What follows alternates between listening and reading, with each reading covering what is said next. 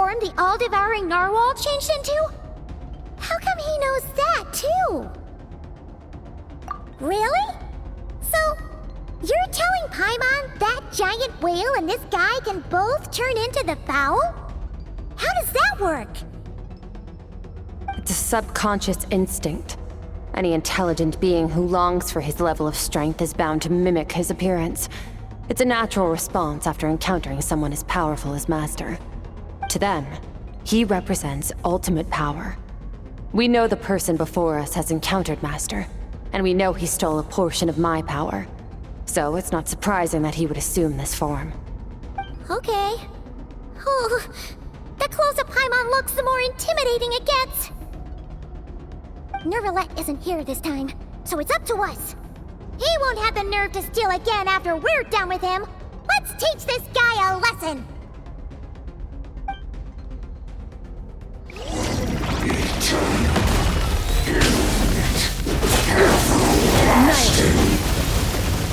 Mine to wield.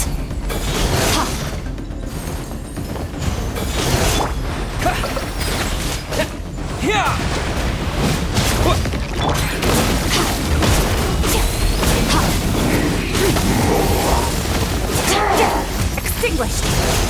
Mine to wield.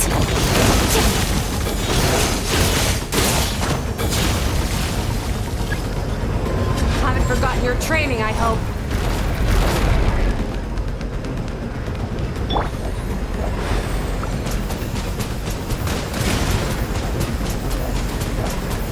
Go!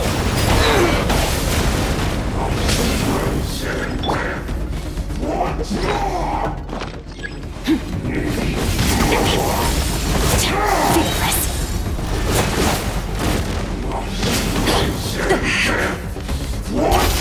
Paradigm shift. Annihilate. Water shift!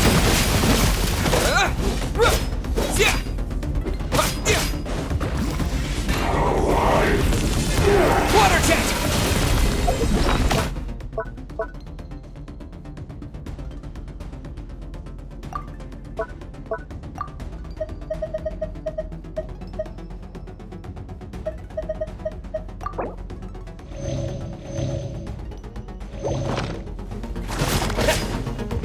Go!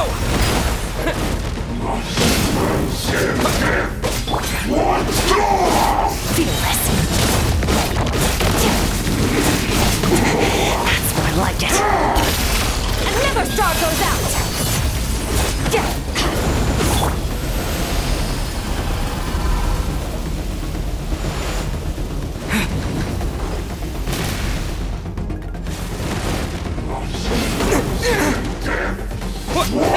Water jet!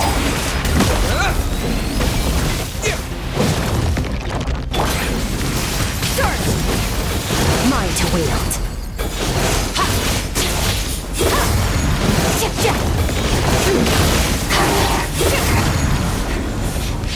Beyond this world.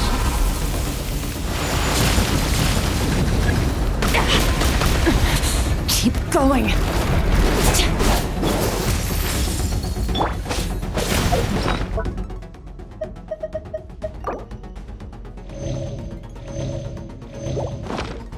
Yeah!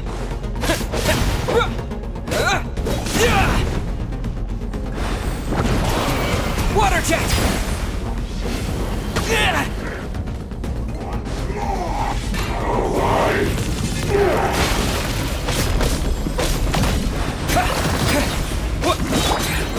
Annihilate. Power.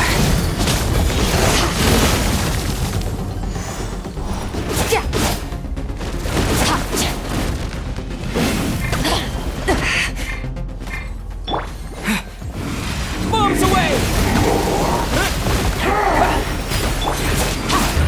Surge!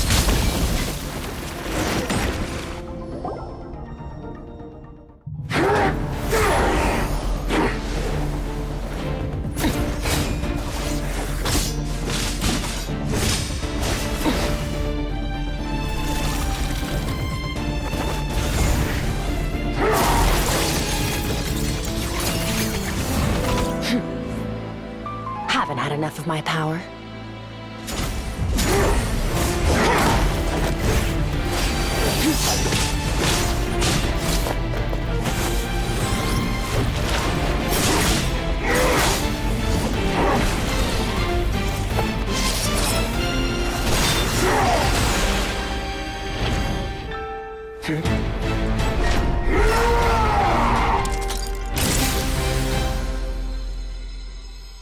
Well then, let's see how much more of this power you can handle.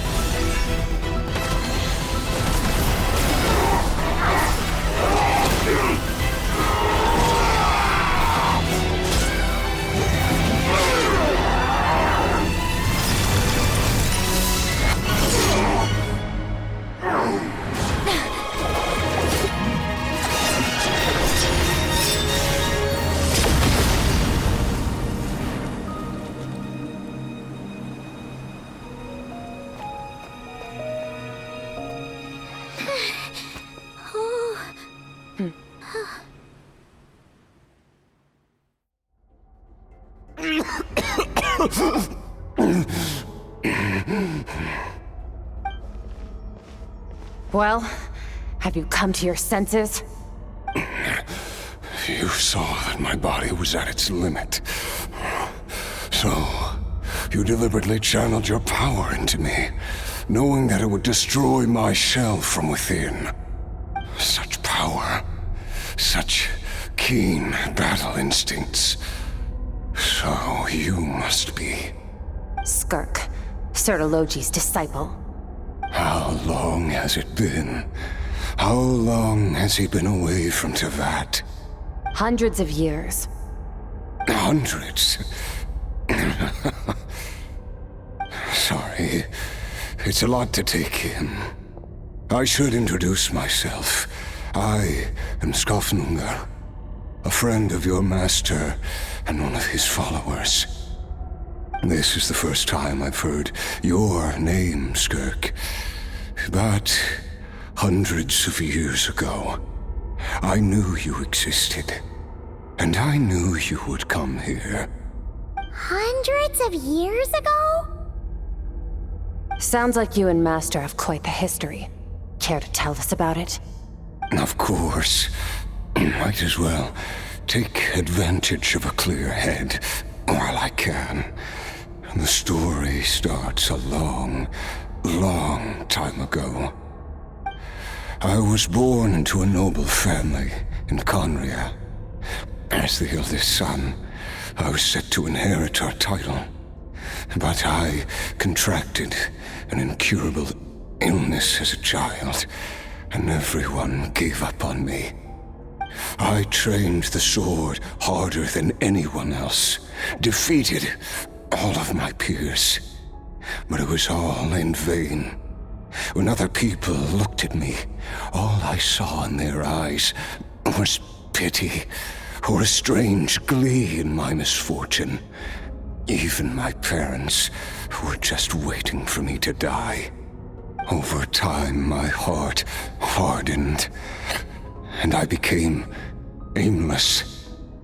That was the point where I met your master, Sertologi. We were similar in age, but different in background. He was born in prison, the son of criminals who had been sentenced to death. He spent his childhood wandering the streets, facing more criticism than the literary works in the Universitas Magistrorum. Yet, he always wore a smile on his face, as if kindness and malice were one and the same, and he could not see the difference. I still remember what he said to me when we first met. You need to fight to survive. Even if it's a losing battle, it should light a fire under you. How can you sit back like this and go down without a fight? That does sound like something he would say. He was the first to acknowledge that I was worth something, and he inspired me to keep going. When we sparred together, It was the first time I'd actually felt the thrill of combat. When I was 10, he stole forbidden research materials and managed to cure my illness. It was like there was nothing in this world he couldn't accomplish.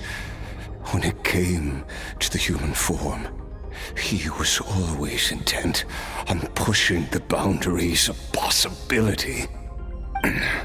But somewhere along the way, I fell behind. My talents were nothing compared to his, and at some point, I realized he had pulled so far ahead, I was too embarrassed to even ask him to spar. After his grand endeavor was successful, he sought me out and said to me, "This planet no longer holds anything of interest to me, so I'm leaving. But first, I have an offer. I can use a power I have just refined to break the curse of immortality for you. Your death was once what we worked so hard to prevent. But the immortality you now face is a different kind of pain altogether." I'll pass. Immortality doesn't sound so bad to me. Since I can't die, it means I have an infinite amount of time to get stronger.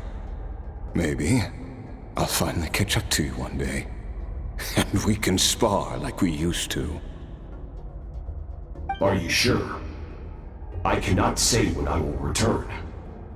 Your body, or rather, your soul, might not be able to withstand this curse. All I can do is try.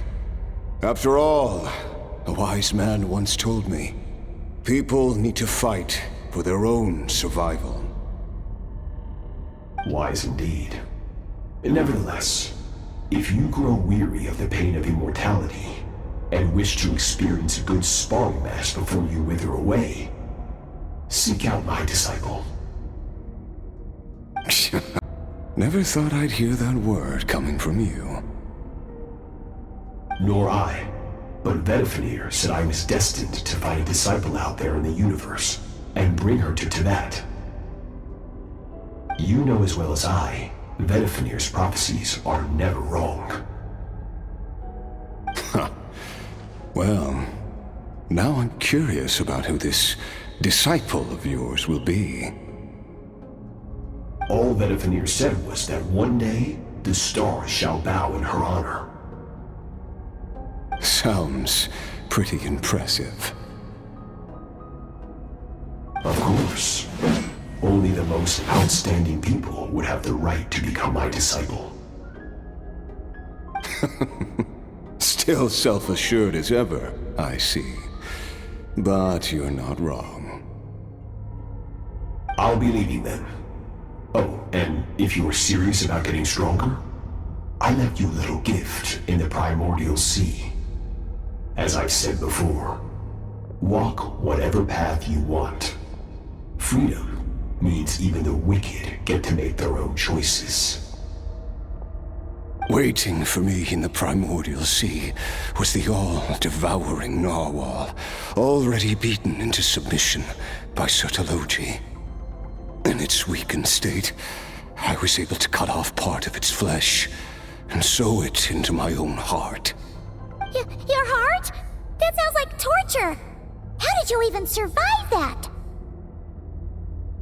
Because, of course, I bear the curse of immortality.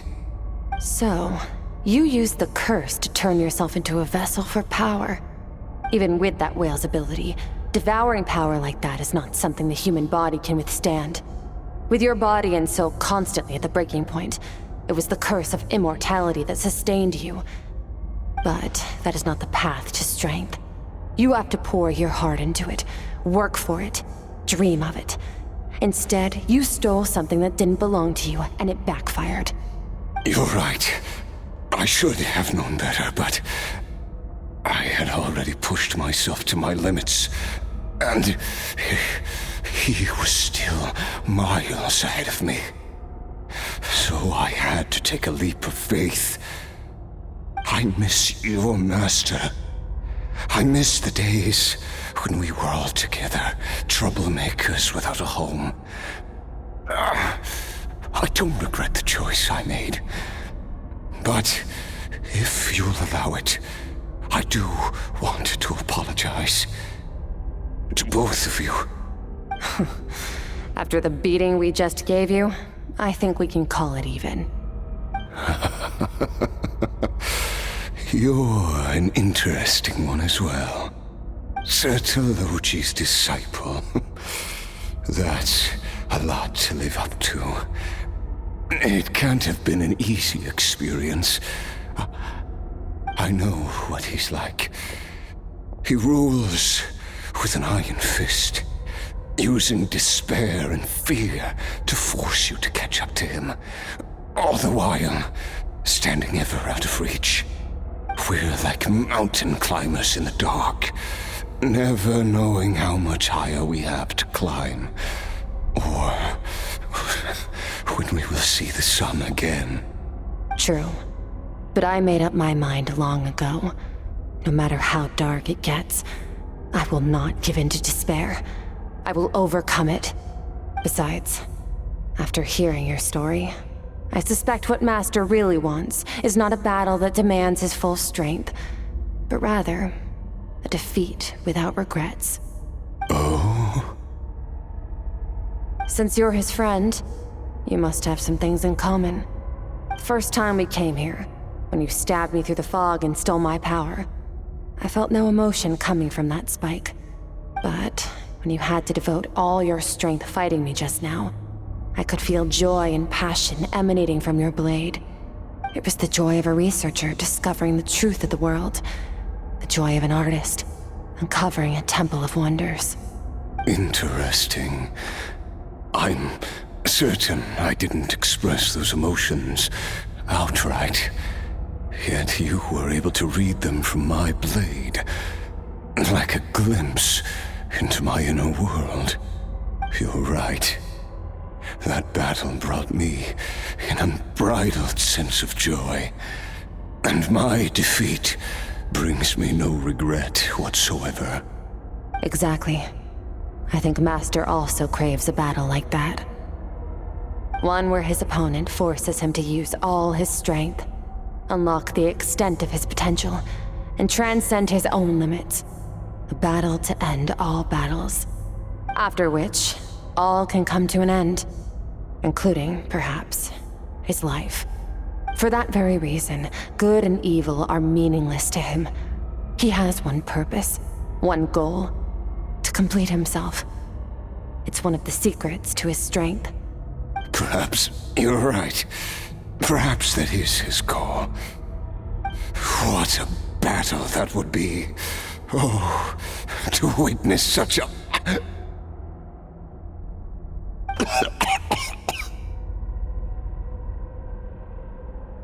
Are you okay? Too many different kinds of power are surging through my body. The curse of immortality allows it all to coexist, but it does not remove the pain.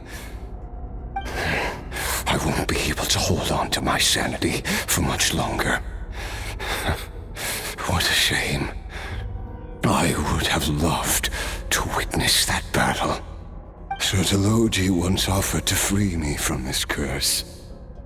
Now, I must ask that of you, Skirk. Can you release me from the pain? I can, but not through death, if that's what you are hoping for. It's not a suitable punishment for your crime. As an alternative, I can take your consciousness, along with all the power you've consumed, and smash it to pieces. The impurities will dissipate, and under the curse of immortality, your mind and body will regenerate. When that process is complete, you will be back to who you were before, no longer tortured by powers you can't control. But it will be a time-consuming and painful process. The decision is yours to make. I accept. And who knows? Perhaps I'll wake up in time to witness your great battle with Sortologi.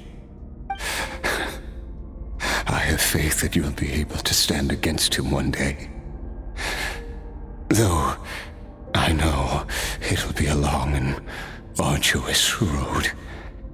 If we are climbers in the dark, it appears the dawn has finally broken for me. But your ascent continues. At least, it looks like you are not alone on your journey. I will reach the top of this mountain, no matter what it takes. And you, Skofnungr, will be my witness at the end of all things. It's finally over. Let's get out of here. Huh! At least we don't have to make a mad dash for the exit like last time.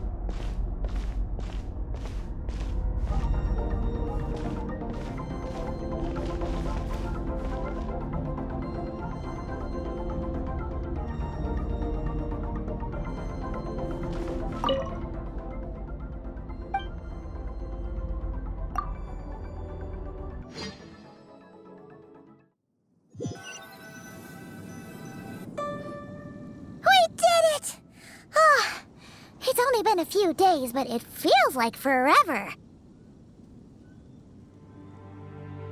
Once again, we've proved there's nothing we can't overcome. We're just that awesome.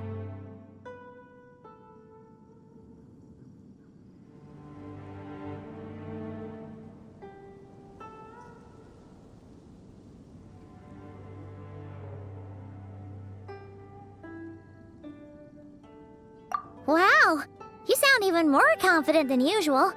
Guess you really have become stronger. Today sure went by fast. It's night already. Oh wait, that reminds Paimon. The stars you mentioned, the ones that died out, are they back now? Yes. The power Skofnungr stole has been returned. So, the stars have regained their light. Great! Huh. It's crazy that you even noticed their light was gone.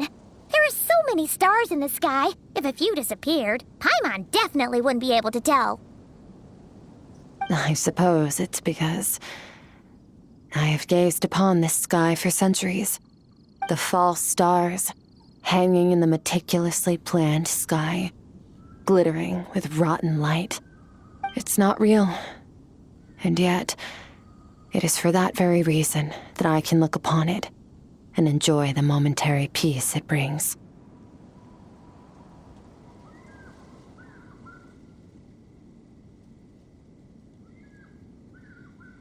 Even the most beautiful of bubbles has to burst. We will return to the real universe one day, whether of our own volition or not. Time marches ever forward. Even the innocent and naive will taste life's bitterness.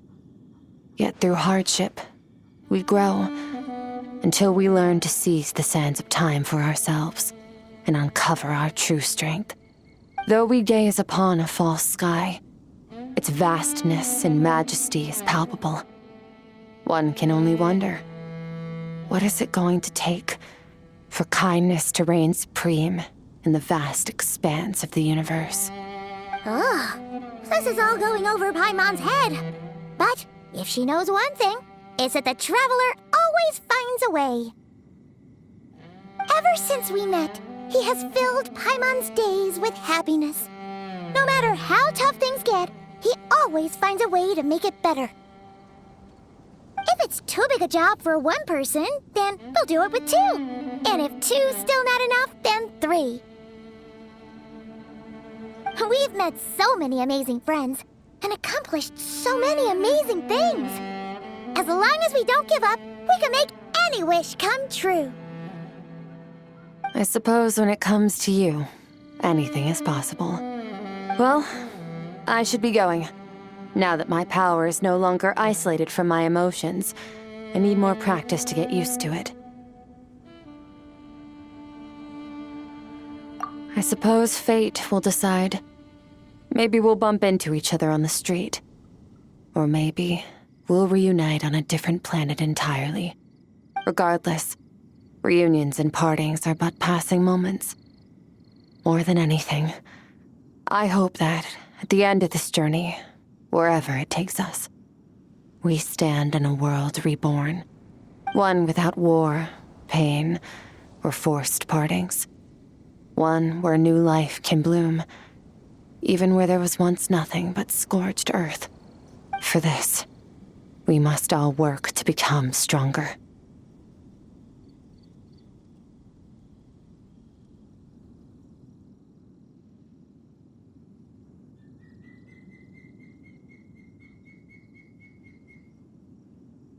Goodbye, traveler.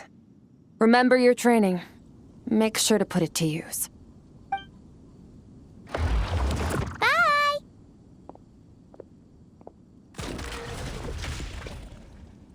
Is it just Paimon, or is she being nicer than before?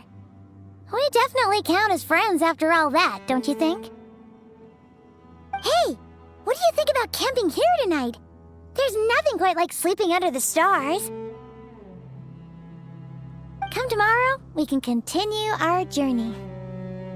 Oh, and since Paimon treated you to that super nice meal at Wanmin Restaurant, it's about time you returned the favor.